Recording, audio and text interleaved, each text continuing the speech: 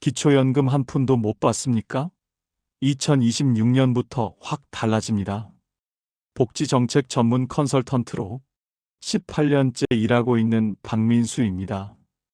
오늘 제가 여러분께 전해드릴 내용은 정말 절박하게 알려드려야 할 이야기입니다. 2026년부터 기초연금 제도가 크게 바뀌면서 지금까지 받으시던 분들도 갑자기 탈락하는 일이 속출하고 있거든요. 65세만 넘으면 당연히 받는 거 아니었어? 하고 계신 분들, 지금부터 제 말씀 정말 집중해서 들으셔야 합니다. 통장 거래 내역 하나, 차 한 대, 심지어 자녀분 집에 함께 사시는 것만으로도 한 달에 30만 원 넘게 받던 돈이 싹 끊길 수 있습니다.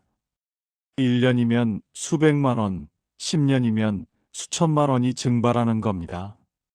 오늘 이 시간 동안 저는 여러분께 어떤 실수가 연금을 날려버리는지, 이미 탈락하신 분들도 어떻게 하면 다시 받을 수 있는지, 그리고 기초연금 못 받아도 챙길 수 있는 숨은 혜택까지 전부 공개하겠습니다. 끝까지 함께 해주시면 여러분의 노후 자금을 지킬 수 있는 확실한 방법을 알게 되실 겁니다. 제가 상담센터에서 일하면서 가장 많이 듣는 하소연이 뭔지 아십니까? 바로 이겁니다. 선생님, 저는 월세 사는데 왜 못 받고 옆집 최 씨는 자기 집 있는데도 받습니까? 정말 속상하시죠? 도대체 왜 이런 황당한 일이 벌어지는 걸까요? 비밀은 바로 정부가 사용하는 계산 방식에 있습니다. 2025년 올해 기준으로 혼자 사시는 분은 월소득 인정액이 228만 원 이하, 부부가 함께 계시면 364만 8천 원 이하여야 기초연금을 받으실 수 있어요. 여기서 엄청난 착각이 시작됩니다. 나는 한 달에 겨우 80만 원밖에 안 버는데 뭐가 문제야? 하시는 분들 정말 많거든요. 그런데 여기서 말하는 월소득 228만 원은 실제로 벌어들이는 돈이 아닙니다. 이게 바로 함정의 시작이에요. 정부는 소득인정액이라는 독특한 계산법을 씁니다. 쉽게 말씀드리면 실제로 일해서 받는 월급은 많이 깎아주지만 통장에 가만히 앉아있는 돈은 매달 소득으로 계산한다는 뜻입니다. 제가 실제 사례로 설명드릴게요. 아파트 경비 일을 하시면서 한 달에 270만 원 받으시는 신동욱 어르신이 계세요. 어라? 228만 원 기준 넘었으니까 당연히 탈락 아니야? 절대 아닙니다. 이분은 기초연금을 매달 받고 계십니다. 왜 그럴까요? 그 일에서 버는 돈에는 근로소득 공제라는 혜택이 붙거든요. 기본으로 112만 원을 빼주고 거기다 남은 금액에서 또 30%를 추가로 깎아줍니다. 계산해 보시면요. 270만 원에서 112만 원 빼면 158만 원이고 여기서 30% 빼면 실제 소득 인정액은 110만 6천 원 정도가 됩니다. 기준인 228만 원보다 훨씬 낮으니까 당연히 받으실 수 있는 거죠. 그런데 정반대 경우도 있습니다. 일은 전혀 안 하시고 수입이 하나도 없는 장미순 할머니가 계세요. 평생 허리띠 졸라매고 모은 돈이 통장에 1억 6천만 원 있으시고요. 일도 안 하는데 당연히 주겠지? 아닙니다. 이분은 탈락 확률이 아주 높습니다. 왜냐고요? 정부에서는 예금을 보고 이렇게 생각하거든요. 통장에 돈이 많으시네요. 그럼 이자도 받으시겠네요. 그게 소득입니다. 실제로 이자가 얼마나 나오든 상관없어요. 일정 비율로 환산해서 소득으로 잡아버립니다. 그래서 열심히 일하는 분은 받고 일 안 하는 분이 못 받는 어이없는 상황이 벌어지는 겁니다. 여기에다 또 하나 중요한 게 있어요. 바로 부부 합산입니다. 제 상담실에 오셨던 오정희 할머니 이야기를 해드릴게요. 저는 평생 살림만 했고 제 이름으로 된 재산이 하나도 없어요. 그런데 왜 기초연금을 못 받습니까? 하고 억울해 하셨거든요. 알고 보니까 남편분이 작은 가게 운영하시면서 한 달에 수입이 좀 있으셨어요. 할머니 혼자만 보면 가난하신데도 소용없습니다. 정부는 부부를 하나로 봅니다. 남편 주머니, 아내 주머니 다 합쳐서 계산하기 때문에 한 분의 소득이나 재산 때문에 두 분 다 탈락하는 경우가 엄청 많아요. 그러니까 신청하실 때 내 것만 볼 게 아니라 배우자의 숨겨둔 비상금까지 전부 합쳐서 계산해 보셔야 한다는 겁니다. 자, 그럼 이제부터 제가 18년 동안 상담하면서 본 가장 흔한 실수들을 말씀드릴게요. 이거 하나만 피해도 여러분 연금 지킬 수 있습니다. 가장 먼저는 가족한테 잠깐 통장 빌려주는 경우입니다. 서울에 사시는 홍명숙 할머니 얘기인데요. 아들이 전세 이사 가는데 날짜가 안 맞아서 보증금 8,500만 원을 딱 보름만 엄마 통장에 넣어뒀어요. 보름 뒤에 아들이 찾아갔고요. 그런데 어떻게 됐겠어요? 홍명숙 할머니 기초연금 탈락 통보 받으셨습니다. 전사는 사정을 모릅니다. 통장에 8,500만 원 찍힌 순간 그게 할머니 재산이 된 거예요. 나중에 돌려줬다고 해도 나라에서는 자녀한테 증여한 거 아니냐고 의심합니다. 겨우 보름 통장 빌려준 것 때문에 1년 넘게 연금 못 받으신 겁니다. 두 번째 실수는 타인 명의 통장 사용입니다. 부산 사시는 서경호 할아버지는 본인 명의로 돈 두면 연금 못 받을까봐 아들 이름 통장에 3,800만 원 넣어두셨어요. 통장하고 도장은 할아버지가 관리하시고요. 아들 이름이니까 안 걸리겠지 싶으셨죠. 그런데 세무서는 돈의 흐름을 다 추적합니다. 아들 명의지만 할아버지가 실제 관리한 게 드러나면 다시 할아버지 재산이 됩니다. 연금도 못 받고 금융실명제 위반으로 과태료까지 물으셨어요. 억울하시죠? 근데 이런 일이 정말 자주 일어납니다. 세 번째는 자녀한테 부동산을 시세보다 싸게 파는 경우예요. 대구에 사시는 유현자 할머니는 아들 결혼한다고 시세 3억 8천만 원짜리 아파트를 2억 5천에 파셨어요. 싸게 팔았으니 내 재산 줄어서 연금 받기 좋겠네 생각하셨죠? 완전 반대였습니다. 정부는 이렇게 봅니다. 3억 8천짜리를 2억 5천에 파셨네요? 그럼 차액 1억 3천은 공짜로 준 거잖아요. 증여네요. 더 기막힌 건 이미 팔아버린 그 1억 3천만 원어치가 전산상으로 여전히 할머니 재산으로 남아있다는 겁니다. 집은 없는데 재산은 있는 귀신 씻나라 까먹는 소리가 따로 없죠. 네 번째는 사업자 등록 문제입니다. 대전에서 분식집 하시다가 4년 전에 문 닫으신 안철수 사장님 얘기예요. 장사 안 돼서 접었는데 폐업 신고가 귀찮아서 그냥 뒀어요. 종이 한 장이 대수냐 싶으셨겠죠? 근데 이 종이 한 장 때문에 연금 날아갔습니다.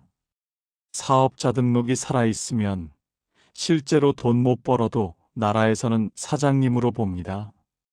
추정소득이라고 해서 월 25만 원에서 35만 원 정도를 임의로 소득으로 매깁니다. 실제로는 한 푼도 못 버는데 서류상 부자가 되어버린 거죠. 다섯 번째는 자동차 문제입니다. 이게 정말 많은 분들 우는 이유거든요. 강원도 사시는 정태수 할아버지는 평생 고생하신 자신한테 선물한다고 중고로 4,300만 원짜리 좋은 차를 한 대 뽑으셨어요. 집도 전세고 다른 재산 없으니 괜찮겠지 하셨죠? 완전 대참사였습니다. 올해 기준으로 차량 가격이 4천만 원 넘으면 그 차는 더 이상 자동차가 아닙니다. 바퀴 달린 재산입니다. 차량 가격을 100% 재산으로 잡아버려요.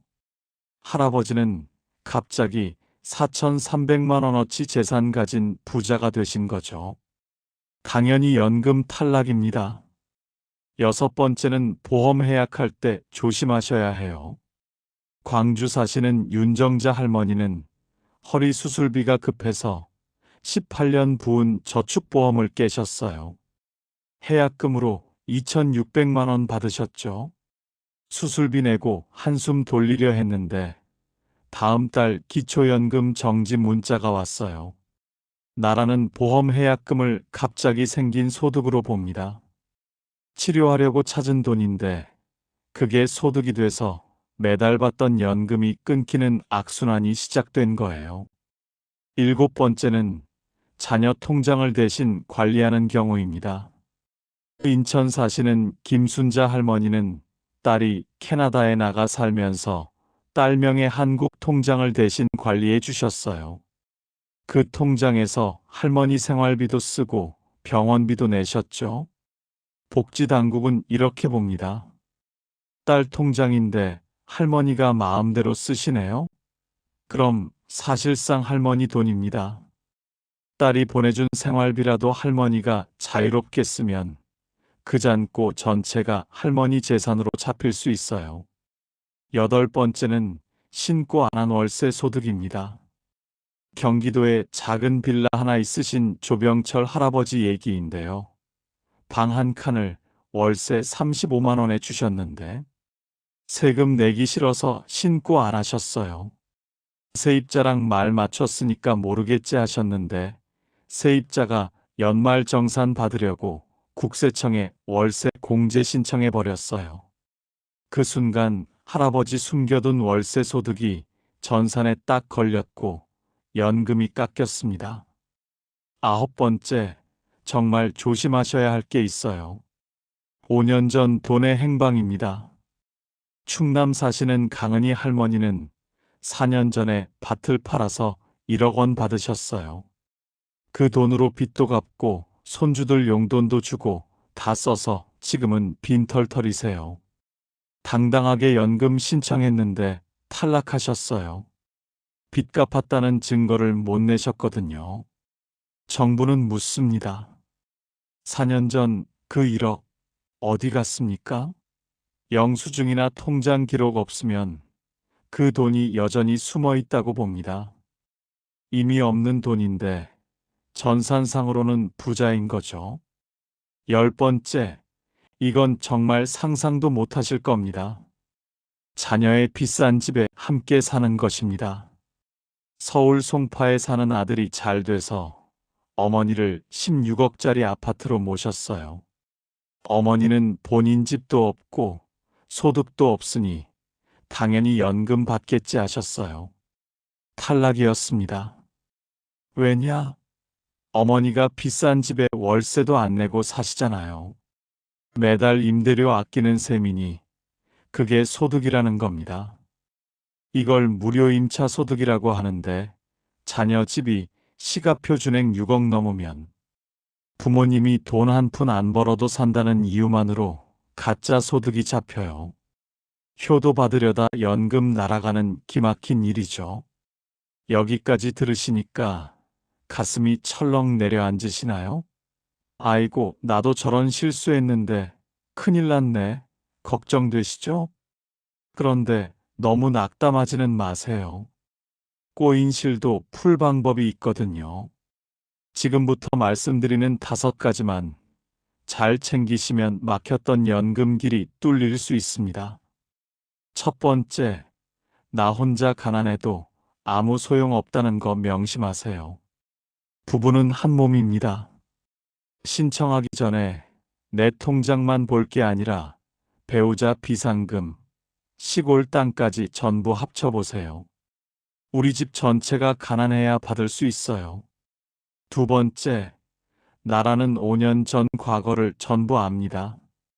연금 신청하면 공무원들이 5년 전까지 거슬러 올라가서 통장을 샅샅이 뒤집니다.